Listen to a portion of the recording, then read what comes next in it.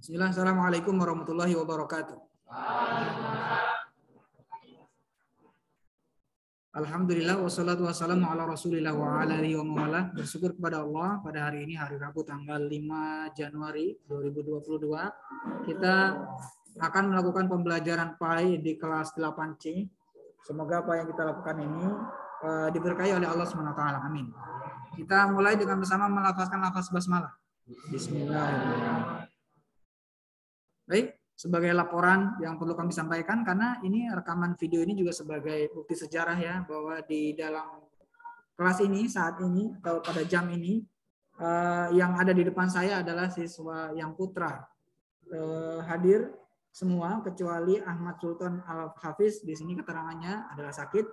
Kemudian sudah hanya satu itu saja, yang lainnya masuk semua. Jadi kemudian kalau untuk yang online baru ada satu ini, Ananda Haira Almira. Semoga yang lain nanti bisa segera menyusul untuk mengikuti kegiatan pembelajaran online. Ustadz melakukan pembelajaran ini langsung mengacu pada mata pelajaran, karena biasanya di semester 2, pengalaman semester 2 itu waktunya mepet. Kalian kalah dengan kelas 9. Bentar-bentar kelas 9 nanti mau ada ujian A, ujian B, ujian C, sehingga waktunya banyak kebuang dengan mereka. Belum kepotong Ramadan, belum kepotong hari raya, banyak sekali waktu yang terbuang.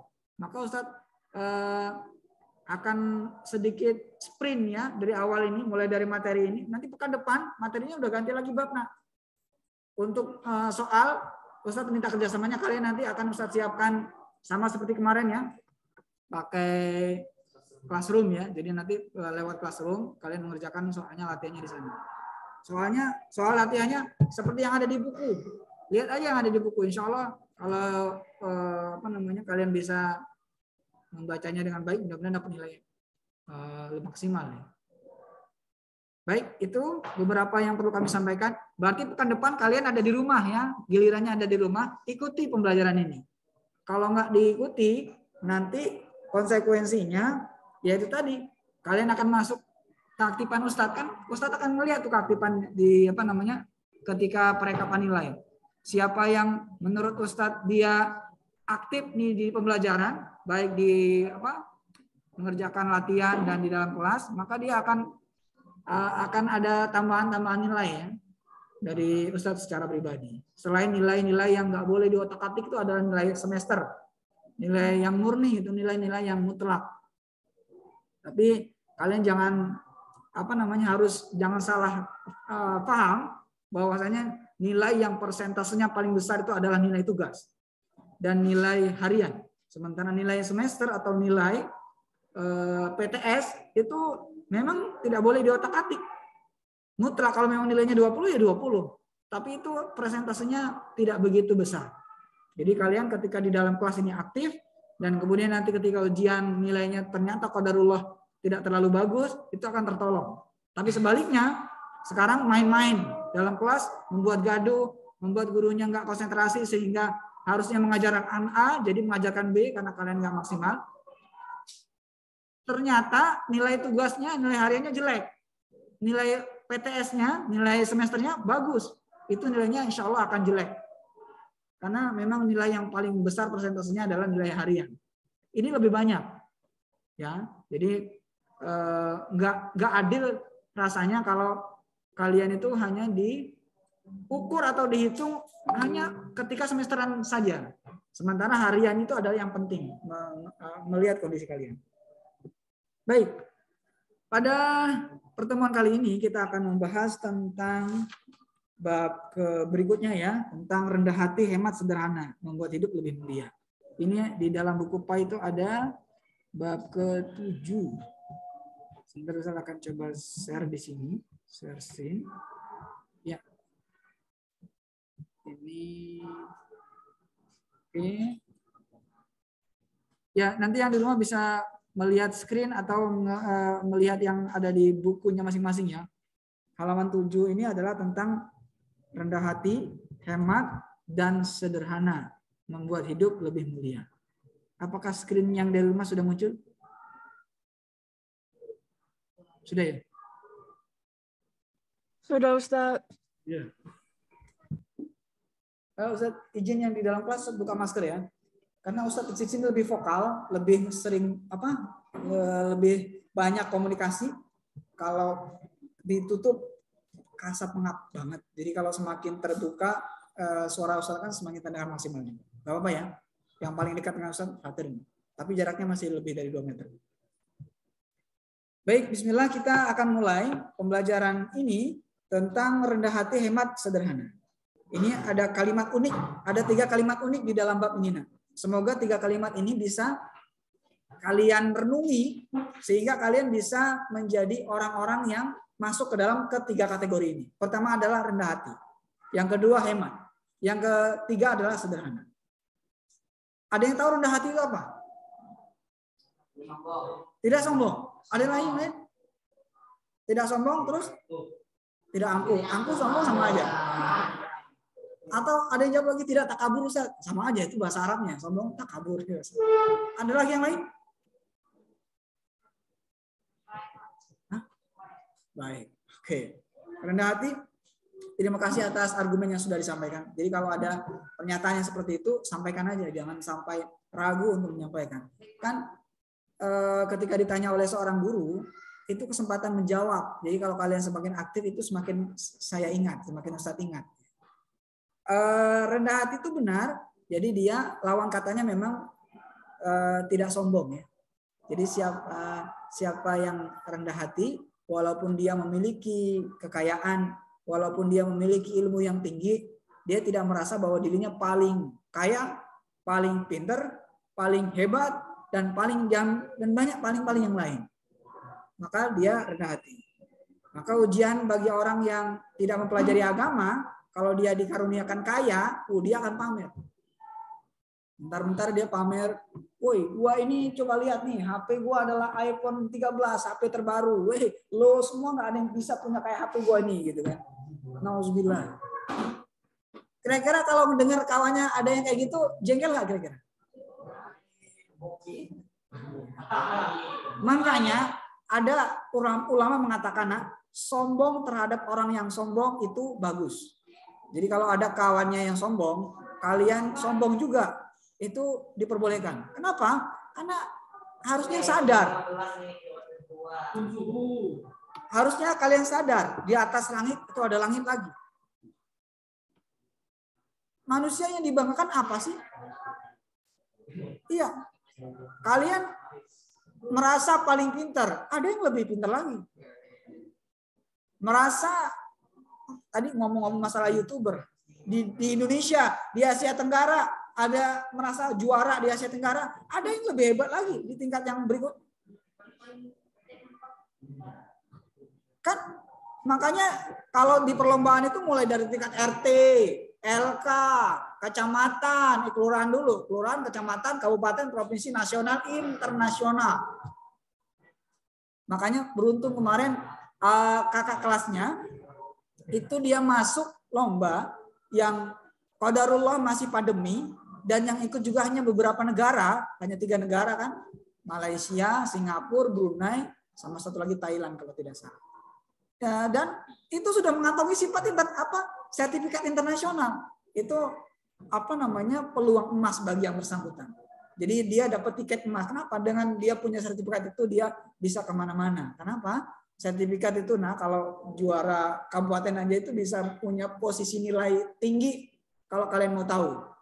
Terus apalagi naik ke provinsi, apalagi naik ke nasional, apalagi naik ke internasional. Mau mendaftar sekolah itu prioritas.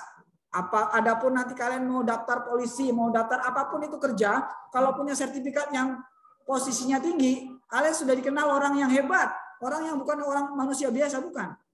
Kalian prestasi. Makanya ini rahasianya kami bocorkan. Jadi kalau kami merekrut guru di SMP IT ini, yang dilihat adalah apa sih prestasinya. Kalau guru biasa aja, nanti dulu. Tapi kalau dia punya prestasi, wah ini udah juara, udah pernah mengikuti pramuka sampai ke internasional. Nah ini, karena seseorang kalau dia sudah punya sertifikat itu, itu pasti kemampuannya di atas rata-rata sama kawannya. Diberikan tantangan yang berat, dia nggak mudah ngeluh, nggak mudah nyerah. Dibandingkan dengan orang yang nggak mau ikut lomba. Dia biasa-biasa aja kayak manusia biasa, kayak orang-orang lain. Diberi tantangan berat dikit langsung ngeluh dia. Aduh berat Ustaz, nggak bisa, nggak sanggup. Tapi kalau orang yang berprestasi diberikan tantangan, ayo siap. Itu nak. Makanya dimanapun kalian nanti kalau sudah terjun di dunia kerja itu akan kerasa. Siapa yang masuk ke dalam seseorang yang aktif ya dalam organisasi atau tadi punya sertifikat tertentu, maka dia pasti akan bermanfaat. Siapa yang merasakan manfaatnya? Yang bersangkutan. Ya, yang bersangkutan. Bukan orang lain, bukan. Orang tua itu hanya numpang nama, nak. Yang merasakan enaknya kalian. Diundang ke Istana Negara, yang enak siapa? Kalian. Orang tua cuma numpang nama. Namanya terkenal orang tuanya. Kalian termasuk senang. Kenapa orang tuanya? Kalian mengangkat nama orang tua. Mengangkat juga nama yang lain lah. Nama lembaga juga terangkat dan lain-lain. Yang merasakan nyaman, enak, nikmat, lezat. Dirinya sendiri, bukan orang lain. Gurunya, pendampingnya hanya mengantarkan doang. Tuh kan? Rasakan. Dan itu memang jumlahnya manusia seperti itu tidak banyak. Makanya Ustaz dorong kepada kalian, ini masih pandemi, belum mau pandemi tapi belum full. Oh ya Ustaz kasih tahu nak. Sebenarnya sekolah yang ada di Indonesia itu kata Pak Menteri sudah boleh melakukan pembelajaran 100% dengan syarat 80% siswa dan guru sudah divaksin sudah vaksin 2, artinya sudah dosis kedua. Kalau belum ya nggak bisa. Dan ternyata nak unik. Jadi kan di sekolah ini semuanya dikendalikan dengan Dapodik, data pokok pendidik. Di situ ada data guru, ada data siswa. Setiap kalian satu-satu nama itu ketahuan si A. Kalau warnanya namanya masih merah itu berarti belum vaksin. Warnanya kuning udah vaksin 1 kali. Warnanya hijau sudah vaksin 2 kali. Nah yang dihitung oleh pemerintah pusat itu adalah yang warnanya hijau. Termasuk guru-gurunya juga. Artinya apa coba? Artinya Kementerian Pendidikan itu sama yang menyelenggarakan COVID itu siapa? Menyelenggarakan vaksin siapa? Kesehatan ya. Mereka itu klop datanya. Sehingga kalau sudah vaksin langsung masuk ke data pokok pendidik. Langsung nge-link ke sana. Dan itu benar kalau sebelumnya itu sebelum pandemi nggak ada. Tanda-tanda seperti sekarang ada. Jadi kalau hijau itu berarti dia sudah vaksin sampai kedua kali. Dan untuk menentukan SMPIT bisa 100% atau tidak dari situ. Ya jauh dari 50%, masih belum. Siswanya terutama. Kalau guru sudah memenuhi syarat, siswa yang terutama. Banyakan diantaranya mungkin masih 1 ya, karena kemarin masih kuning. Karena baru 1 kali. Dan ya itu pilihan sih ya, memang tidak wajib, tapi memang semakin ke sini semakin diperketat persyaratannya. Contohnya di tempat Ustadz itu kalau dia tidak vaksin itu dia tidak boleh mengurus pemberkasan di kelurahan. Mau ngurus apapun itu tidak boleh. Karena dia tidak vaksin. Wallahu alam. Jadi kalau kalian yang merasa udah vaksin ya aman. Tapi kalau belum vaksin kalian tidak bebas geraknya, dibatasin. Ya, kira-kira seperti itu. Kita masuk ke pembahasan. Bab tentang rendah hati. Tadi kita sudah bahas, rendah hati itu adalah tidak sombong. Ustaz sepakat ya. Lawan kata rendah hati adalah rendah diri. Rendah diri. Tahu kata rendah diri enggak? Rendah diri, tahu rendah diri? Beda nggak rendah hati sama rendah diri? Beda ya? Sepakat ya? Kalau rendah hati itu mulia. Kalau rendah diri itu hina. Kalau rendah diri itu hina. Dia tidak merasa pede. Rendah diri itu dia di masyarakat dikucilkan. Terus dia tidak merasa pede. Ya biasa-biasa aja lah. Dia rendah diri itu berarti dia merasa ya. Merasa dia tidak optimis.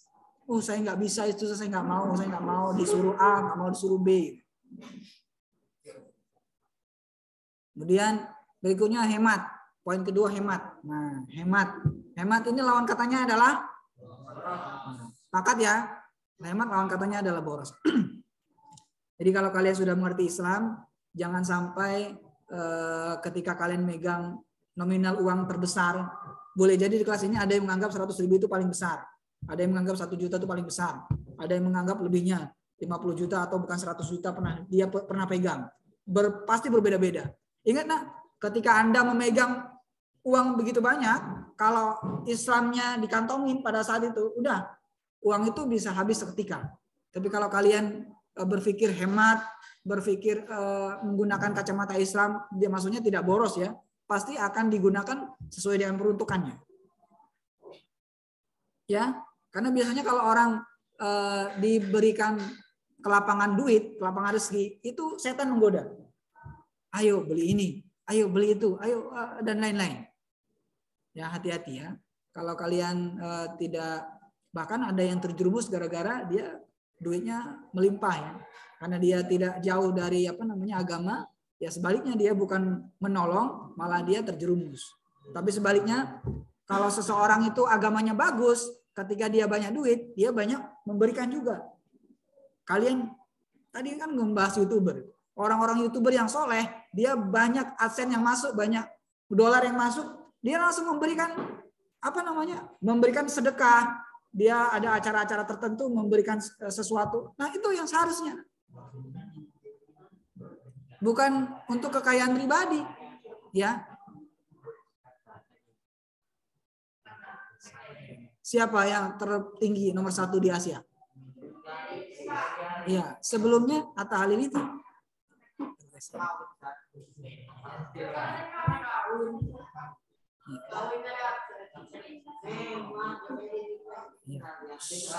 Baik, kita lanjutkan lagi ya. Jadi yang kedua adalah hemat. Semoga yang ada di depan Ustadz ini adalah orang-orang yang pandai menata keuangannya ya, walaupun sekarang dia belum mempunyai penghasilan khusus.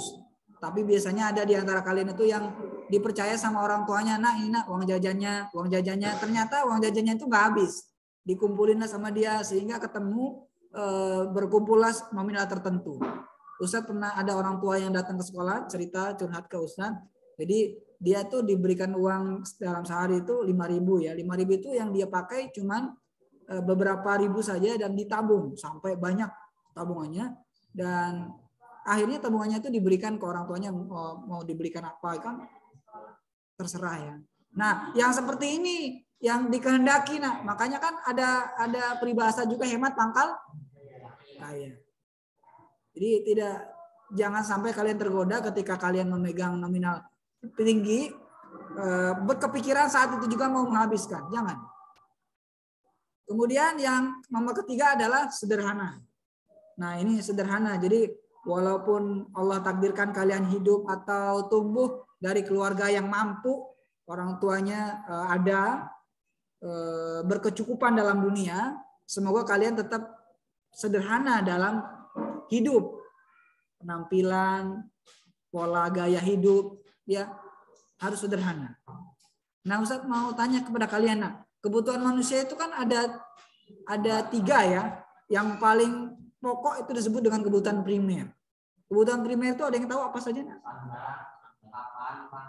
Sandang itu apa sandang? Sandang itu baju. Kalau pangan? Kalau papan? Iya. Jadi manusia itu pertama harus memenuhi kebutuhan primer terlebih dahulu. Kalau kebutuhan primer, ada yang orang yang belum bisa memenuhi kebutuhan primer, maka dia disebut dengan fakir miskin. Kalau orang fakir, apa? Ada yang tahu mana fakir? Kita bahas fikih sebentar. Fakir itu dia tidak punya penghasilan. Kalau tidak punya penghasilan, bagaimana dia mau makan? Iya, itu namanya fakir. Yang kedua miskin. Miskin itu apa? Ya, dia punya penghasilan tapi tidak cukup. Dan kemudian di atasnya lagi itu termasuk ke dalam orang yang menerima zakat. Baik. Nah, kalau kalian, Ustadz rasa semoga sudah kebutuhan primer itu sudah aman. Kalau kebutuhan primer sudah terpenuhi, maka berikutnya biasanya manusia akan memenuhi kebutuhan sekunder. Contohnya kebutuhan sekunder apa?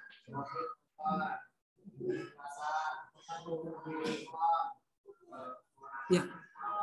Kebutuhan sekunder itu adalah kebutuhan yang menuntut ketika primer sudah terpenuhi. Baju saya ini, saya sudah beli baju tapi kok kayaknya kurang bagus ya. Dia nyari yang lebih bagus, yang lebih trendy lagi. Nah, hati-hati kebutuhan yang sekunder ini. Cobaannya yang sekunder masuk ke hemat. Kalau kalian tidak pandai-pandai, padahal sudah punya nih, yang sekunder terus ditambah terus ditambah terus. Udah ini padahal belum perlu, nambah lagi, belum perlu, nambah lagi gitu. Ini sehingga terjadi penumpukan. Padahal kecuali kalian bukan jual, dihadiahkan atau disedekahkan. Biasanya kan baju tuh yang nggak nyadar kan, beli terus nggak taunya penuh. Nggak muat tuh sementara kan di lemari ya. Nah, kalau kalian berpikiran bijak, itu diberikan kepada orang-orang tertentu akan membuat mereka menjadi bangga. Tapi memang ada yang diberikan kepada orang-orang tertentu jadi marah. Kenapa coba diberikan pakaian bekas? Tapi kalau kalian memberikan kepada orang yang secara derajat masyarakatnya dia lebih rendah, maka dia akan udah sama kayak baju baru. Udah merasa dia ya senang ya.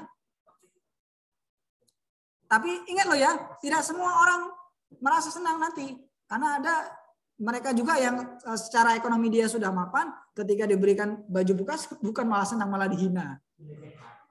Nah, masuk di pelanggaran hukum, bisa dipenjara tuh. Padahal maksud kita untuk memberikan hadiah ya.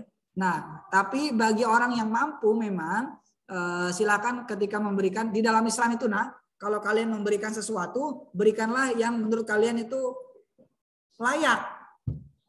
Menurut kalian itu bukan bekas gitu maksudnya ya. Yang kalian mampu lah ya. Maka kalian kalau mau doa, boleh doa jadi orang kaya, tapi jangan sampai nanti ketika kaya kalian dalam kondisi bukan Islam. Maksud Ustadz adalah bahayanya kalau orang yang kaya itu adalah bukan orang Islam. Kenapa?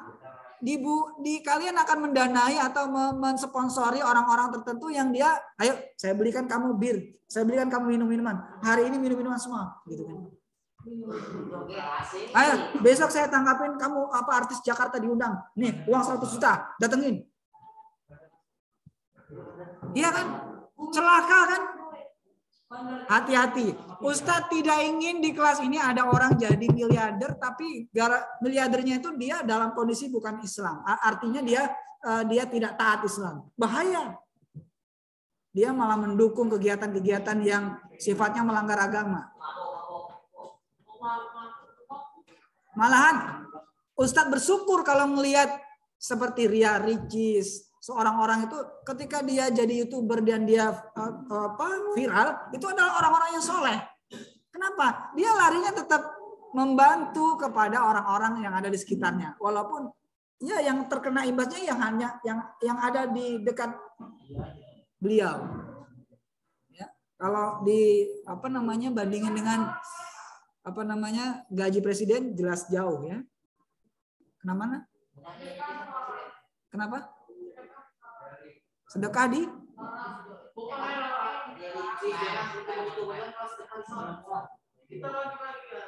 kalau sedekah disorot itu kembali lagi ke yang bersangkutan.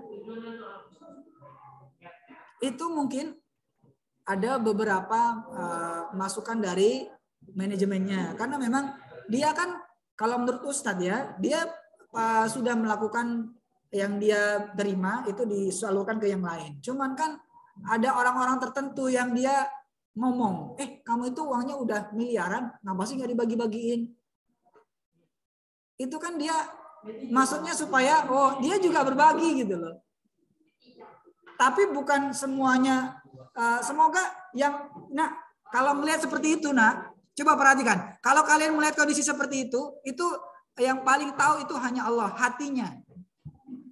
Ya, karena yang tahu hatinya itu karena siapa itu insya Allah hanya yang bersangkutan dengan Allah. Kan memang kita memberikan sesuatu kalau ingin dipuji itu jatuhnya ria. Dan itu bukan mendapatkan pahala tapi mendapatkan dosa. Tapi kembali lagi kita melihat seseorang, itu dia pamer. Belum tentu. Belum tentu dia niatnya pamer. Belum tentu ya. Jadi jangan memvonis.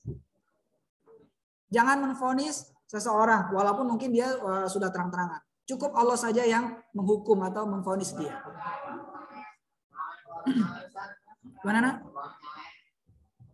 Nyawer yang disawer itu apa, Nak? Orang lagi nari-nari gitu.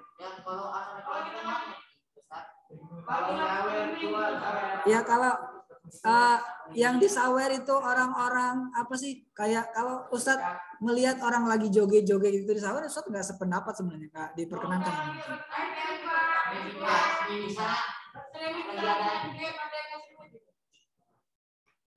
Itu diperbolehkan, misalnya lagi ada sumbangan tuh kan, saya 1 miliar, kamu 2 miliar, itu termasuk disawer, Nah. Itu juga bisa masuk kategori dia kan menyampaikan ya diberikan. Tapi ingat itu tujuannya ke arah apa? Kembali lagi ya, coba perhatikan, Nah. Memang menarik ya.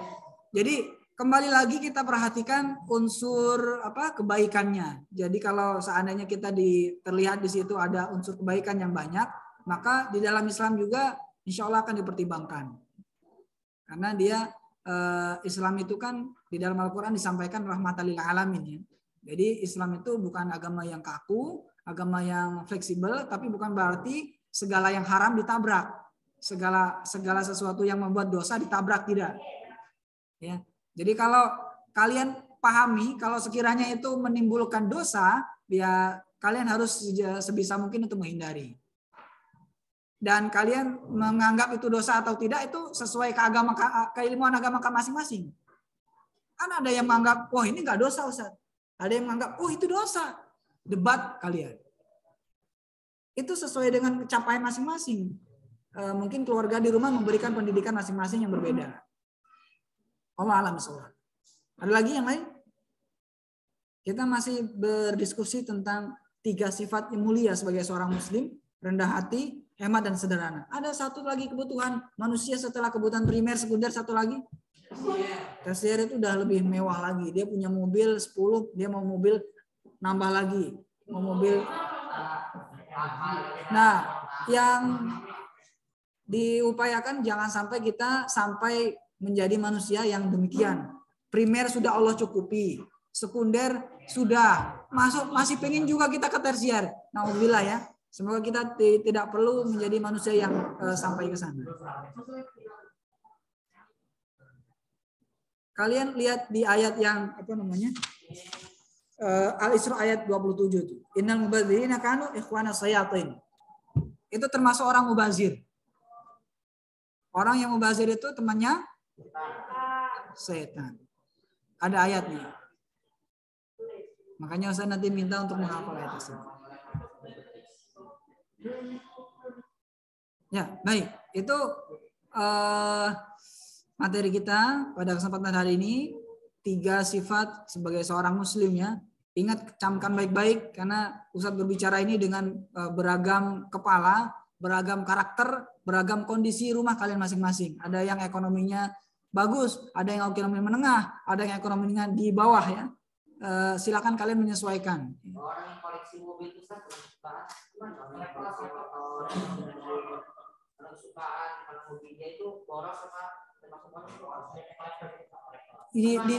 dilihat seperti ini, Nak. Apakah dia sudah dilihat hidupnya, kan biasanya cari tahu hidupnya, apakah dia sudah melakukan sedekah, apakah dia sudah infak. Kalau dia sejauh itu dia sudah melakukan sedekah, dia sudah infak, itu diperbolehkan. Yang tidak diperbolehkan di dalam agama Islam adalah dia tidak pernah sedekah sama sekali, tidak pernah infak sama sekali, kemudian dia memperkaya diri sendiri tanpa memperhatikan orang lain. Ya, kalau misalnya kayak tadi yang disebutkan orang nomor kaya nomor 1 di Asia Tenggara misalnya, dia koleksi mobil-mobil mewah misalnya, tapi dia punya yayasan, tadi ada yang menyebutkan yayasan pondok pesantren, yayasan tahfiz, punya yayasan panti asuhan. Dia punya yayasan, tapi dia juga koleksinya banyak Ustaz yang seperti itu. Nah, itu diperbolehkan karena dia tidak melupakan agama. Bahkan Ustaz berdoa, ya Allah, semoga uang yang orang-orang yang kaya itu adalah orang-orang yang soleh. Ya, wallah alam. Dia kalau masih koleksi yang itu masih mending, nah. Tapi celakanya dia koleksi tuyul. Dia koleksi tuyul. Koleksi barang-barang gaib. Koleksi barang-barang yang secara agama dia malah syirik. Itu kan bahaya. Iya, kalau orang punya uang banyak itu godaannya banyak, nah. Dia yang dipikirkan apa? Kalau dia jauh dari Allah, kesenangan duniawi. Dia pamer lah, dia kalau orang yang punya duit banyak itu kan pikirannya bisa melakukan segala hal kan? Termasuk hukum. Sebagian hukum itu bisa dikendalikan dengan semoga nanti kalau kalian ada yang ahli hukum tidak sampai seperti itu. Kasihan. Jadi kalau ke atas itu tumpul, ke bawah tajam. Semoga paham ya. Orang mencuri ayam babak bunyak dia.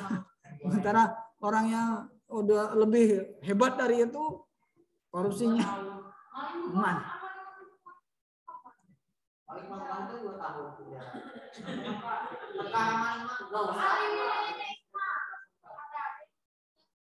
Semoga kalian paham.